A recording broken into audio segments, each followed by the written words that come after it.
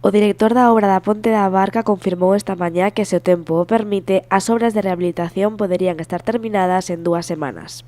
Quizás la reparación pueda ser esas 2 semanas si todo sigue como está hasta ahora, porque ya estamos con la marquesina prácticamente terminada.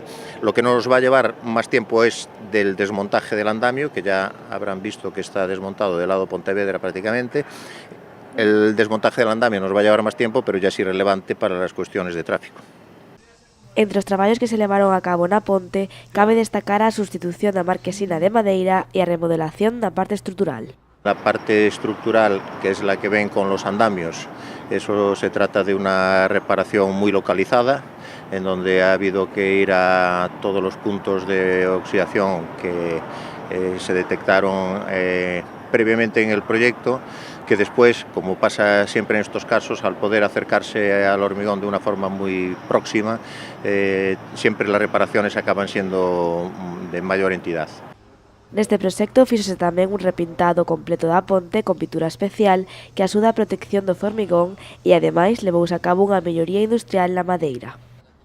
Hemos colocado unas cerchas nuevas con una nueva cubierta que va a garantizar pues un mantenimiento del puente también, que va a durar también, por supuesto, no menos de 25 años. En canto ás beirarrúas, o director da obra destacou que soamente se repararon os baches.